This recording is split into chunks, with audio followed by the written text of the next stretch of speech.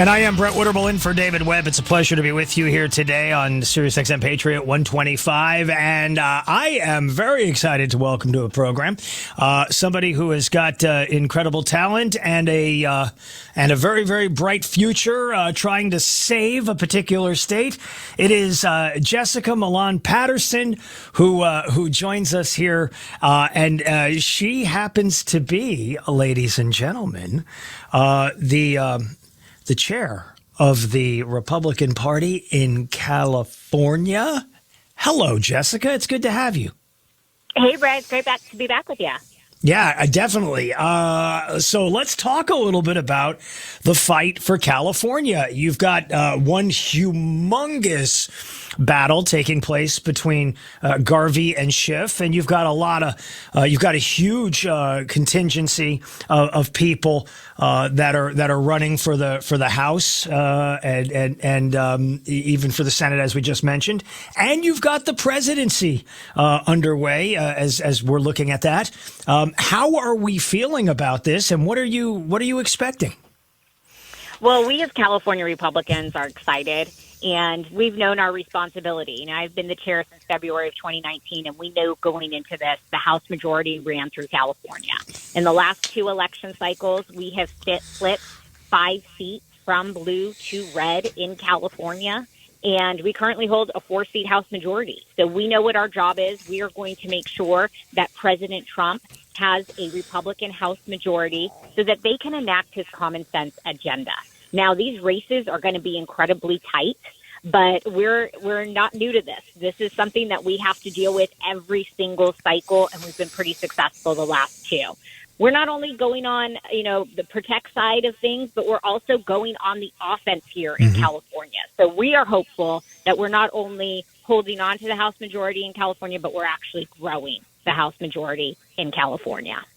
And let me salute a very specific group of people out in California. When I lived there and I was working in San Diego and Los Angeles, I got to tell you, huge shout out to the Women's Republican Federateds, because those people are those are your ground soldiers who are getting out there and motivating people. And I always loved getting the opportunity to go and give a speech or hang out with them and help them out in that regard. Now, with that in mind, what are the issues looking like for the CAGOP there in the state? And our Republican women are fantastic. And one of the major focuses of the last 5 years has been growing our grassroots. I finished off the 2020 election cycle with 42,000 volunteers. Wow. Now we are up to over 90,000. Wow. And when I talk about the issues that are moving people, we have seen here in California what Kamala Harris wants to do to the rest of the country. The number one issues for the people here are affordability, the rising costs of everything. There are more people leaving our state and moving to other pastures. It's not because our beautiful views have changed of the oceans and the mountains and our wonderful valley that provides food for the entire world. It is because of Democrat policies. We have seen the crime increase here. Smash and grabs that you see on a regular basis on TV on the national news are usually happening here in California. This has become a regular occurrence, so much so that we have a proposition on the ballot that's going to fix a lot of the crime that we have seen and this failed experiment of no cash bail and decriminalizing felonies to misdemeanors and letting people go when they steal $950 worth of items and giving them just a fix-it ticket, so to speak. But also making sure that our schools are preparing the next generation. California Democrats have failed on every single one of those issues, and that's why we're seeing such a movement, not just amongst the grassroots, but people actually registering to vote. We have seen since October of last year, Republicans have picked up 250,000 new Republican registrations. Wow. In that same time period, Democrats have lost 75,000. Declined to state or no party preference, they have gone down 25,000. This is really good news for Republicans. Since I took over as chair in February 2019, we have registered over 820,000 new Republicans. we are trending in the right direction in every single one of these targeted seats, and it's going to be helpful for winning the House majority. How's it looking in terms of early voting there in the state of California? What is that looking like? I imagine the emphasis is probably pretty strong to try to turn more of that state red. There has been an emphasis on this since the 2020 cycle. You know, we lost in 2018 half of our congressional delegation. It was the first year that ballot harvesting was made legal here in California. We were one of the first states. When I took over as chair, I said, we are going to have to play by the rules that the Democrats have given us. Yep. Your listeners might remember I got in trouble with the Secretary of State and the Attorney General because I was putting ballot boxes inside of churches. Yep. So we are very, very focused on that early vote. And right now in 2024, we are trending better than we were in 2022 and when we had historic turnout in 2020. So that is great news for Republicans.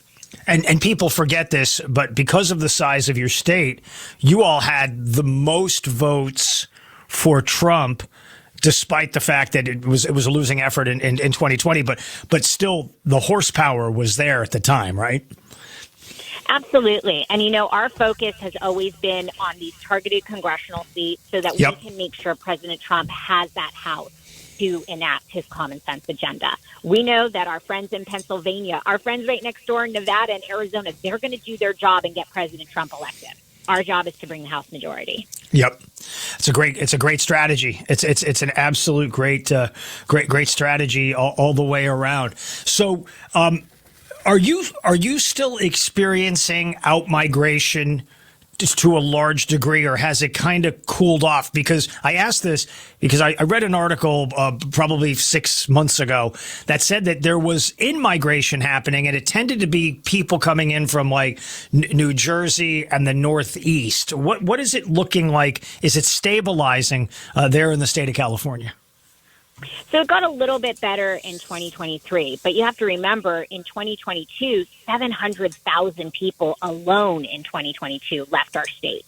We had not ever lost a House seat in California. Wow. And we lost one to reapportionment because more people had left our state than had come into it.